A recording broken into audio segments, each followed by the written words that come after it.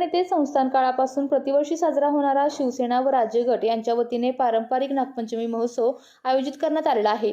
या कार्यक्रमात सर्व फलटण शहरातील महिलांनी सोमवार दिनांक 17 ऑगस्ट 2026 रोजी सायंकाळी 5 वाजता श्रीराम मंदिर मुदोजी मनमोहन राजवाडा येथे उपस्थित राहून या पारंपरिक उत्सवामध्ये सहभागी व्हावे असे आवाहन माजी जिल्हा परिषद अध्यक्ष संजीवराजे नाईक निंबाळकर यांनी केले आहे। श्रावण महिन्याची सुरुवात झालेली आहे आणि आपल्या सर्वांना माहिती आहे श्रावण महिन्यामध्ये विविध सण मोठ्या उत्साहाने आपण साजरा करत असतो।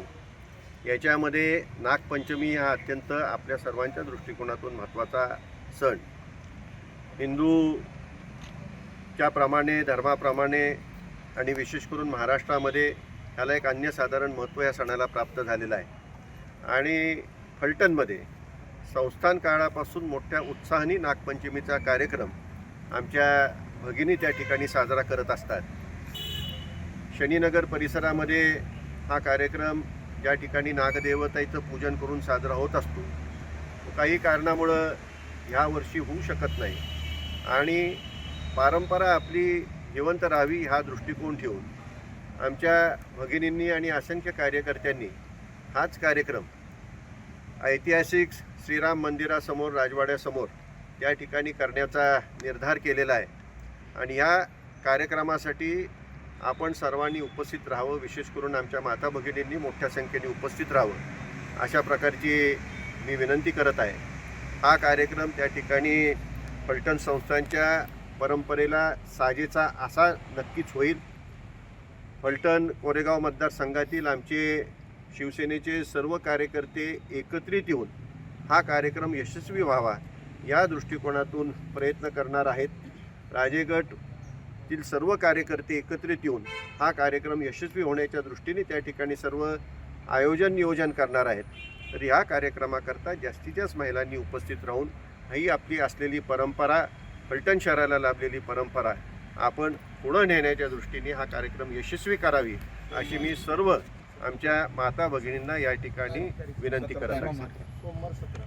हा कार्यक्रम सोमवारी संध्याकाळी 17 तारखेला सोमवारी हा होणार आहे। संध्याकाळी 5 वाजता हा कार्यक्रम होणार आहे। नेहमीच मोठ्या उत्साहाने या कार्यक्रमात अनेक महिला सहभागी होत असतात, त्याच उत्साहाने आपण या कार्यक्रमात सहभागी व्हावं असं आव्हान या ठिकाणी मी करत आहे।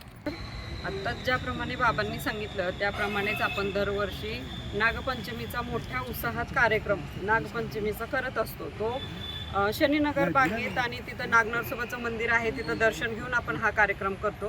काही कारणास्तव तिथं आपण हा कार्यक्रम घेऊ शकत नाही, तरी श्रीराम मंदिर येथे ऐतिहासिक श्रीराम मंदिर येथे हा कार्यक्रम आपण यावर्षी आयोजित करत आहोत।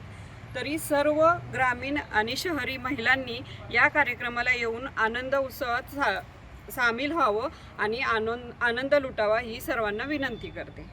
नमस्कार।